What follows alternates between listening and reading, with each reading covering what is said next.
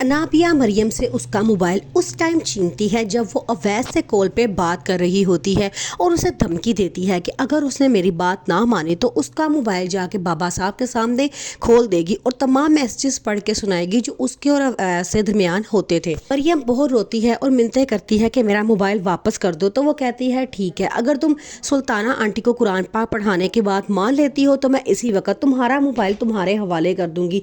मरियम जो अपनी इज्जत बचाना चाहती है उसकी बात मान लेती है और उसके साथ सुल्ताना आंटी के घर पहुंच जाती है। निम्रा अनाबिया और शाहवेज को एक साथ मॉल में घूमता देख लेती है। वो बड़ा परेशान होती है, फौरन उनके पास जाती है और कहती है कि तुम दोनों यहाँ पे क्या कर रहे हो।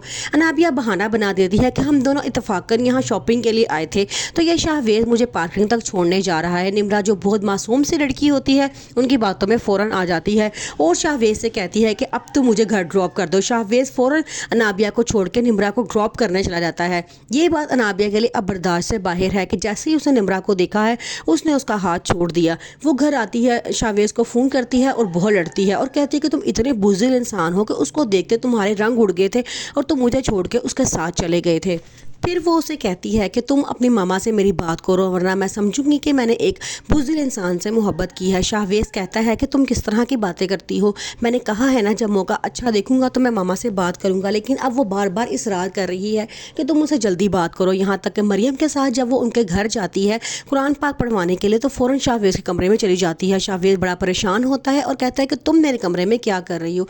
वो कहती है मैं तुमसे मिलने के लिए आई थी। तो वो कहता है कि अगर मेरी मामा ने मुझे तुम्हें यहाँ देख लिया तो वो बहुत गुस्सा होंगी। इससे पहले भी जब हम दोनों को एक साथ देखा था तो उन्हें बड़ा गुस्सा आया था और अब भी वो गुस्सा करेंगे। ये कह के वो उसे कमरे से भगा देता है। मरियम अनाबिया के तमाम अज़ाइम जानती है और वो नहीं चाहती कि किसी के घर पर बात करने में वो उसका हिस्सेदार बने, लेकिन अनाबिया उसे बहुत मजबूर करती है कि रोज़ वहाँ पे जाया करे और जाके कुरान पाक पढ़ाया करे ताकि वो शाहवेज के बहुत करीब हो सके। अवैस बहुत परेशान है, वो जानता है कि वो कभी भी अनाबिया के साथ खुश नहीं रहेगा, उसे हमेशा मरियम याद आएगी। वो मरियम को कॉल करता है, उसे बड़ा समझाता है, लेकिन मरियम उसे आगे समझाती है कि प्यार मोहब्बत हासिल करने का नाम नहीं होता, तुम हमेशा मेरे दिल में हो और हमेशा रहोगे, लेकिन हम दोनों एक सतह पे नहीं हैं, इसलिए हम दोनों शादी नहीं कर सकते।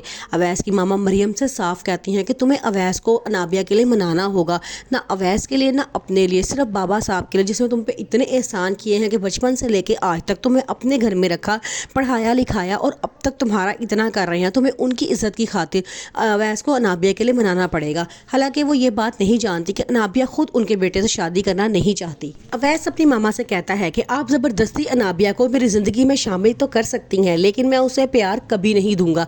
ये बात सुन के अवैस की मामा को बड़ा गुस्सा आता है। वो सीधा मरियम के पास पहुंच जाती हैं और जाके मरियम की बहुत बेइज्जती करती हैं और कहती हैं कि तुमने शकील साहब के बारे में नहीं सोचा जो बचपन से लेके आज तक तुम्हें अपनी बेटी की तरह प्यार कर रहे थे। अगर उनको पता चला कि तुम उनकी बेटी के हक पे डाका डाल रही हो तो वो क्या सोचेंगे, क्योंकि तुम्हारे पास और कोई रास्ता ही नहीं है। फिर अनाबिया सोचती है कि अगर सुल्ताना आंटी हमारे घर आती हैं तो यहाँ पे उनको बहुत सी ऐसी बातों का पता चल जाएगा जो मैं नहीं चाहती कि उनको पता लगे, इसलिए मैं फ़िलहाल यही चाहती हूँ कि मरियम सुल्ताना आंटी के घर रोज़ जाए और जाके उन्हें कुरान पाक पढ़ाए।